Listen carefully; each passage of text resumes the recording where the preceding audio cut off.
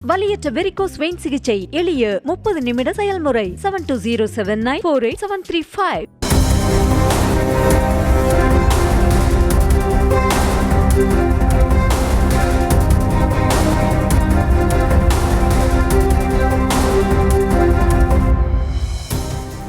ராமநாத சுவாமி கோயில், அக்னி தீர்த்த கடற்கரை, தனுஷ்கோடி உள்ளிட்ட சுற்றுலா தலங்களை கொண்டுள்ள ராமநாதபுரம் மாவட்டத்திற்கு தினமும் ஆயிரக்கணக்கானோர் வந்து செல்கின்றனர். ஆனால் தினம்தோறும் இத்தனை பேரை ஈர்க்கும் ராமநாதபுரம் வானம் பார்த்த பூமியாகவே இருக்கிறது. அவ்வப்போது மழை பெய்தாலும் நீர்நிலைகள் நிரம்புவது என்பது கானல் நீர் போலத்தான் இருந்து வருகிறது.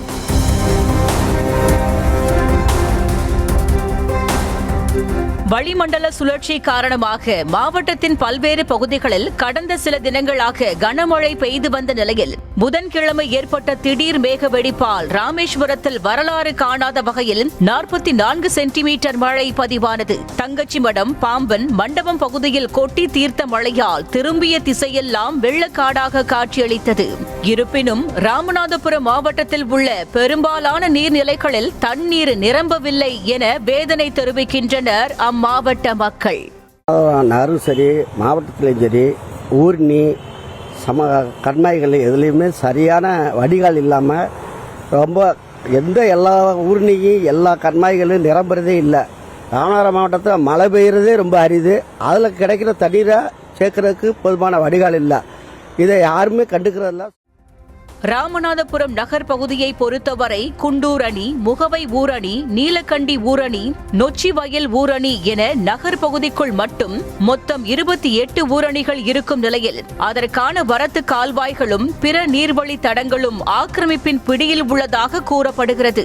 மீதமுள்ள 1-2 வரத்து கால்வாய்களும் ஊராட்சி மற்றும் நகராட்சி அதிகாரிகளால் சரியாக பராமரிக்கப்படாமல் தூர்ந்து கிடப்பதாகவும் குற்றம் சாட்டப்படுகிறது.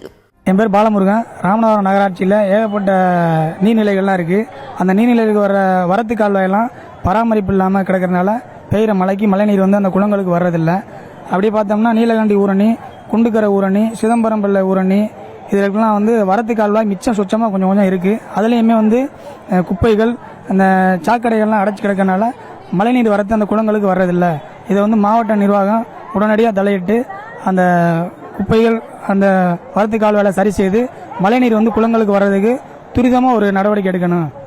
பெரும்பாலான பகுதிகளில் நீர்வழி தடங்கள் அடைபட்டு மழைநீர் நீர்நிலைகளுக்கு செல்ல முடியாமல் சாக்கடையோடு கலப்பதாக வேதனை தெரிவிக்கும் மக்கள் மழை காலங்களில் வெள்ள நீர் விரைவாக நீர்நிலைகளை சென்றடையும் வகையில் வடிகால்களையும் வரத்து கால்வாய்களையும் தூர்வார நடவடிக்கை எடுக்க வேண்டும் என வேண்டுகோள் விடுக்கும் மக்கள் மாவட்டம் முழுவதிலும் நிலத்தடி நீர்மட்டம் உயர்வதற்கு தேவையான நடவடிக்கைகளை மேற்கொள்ள வேண்டும் எனவும் கோரிக்கை விடுத்துள்ளனர்.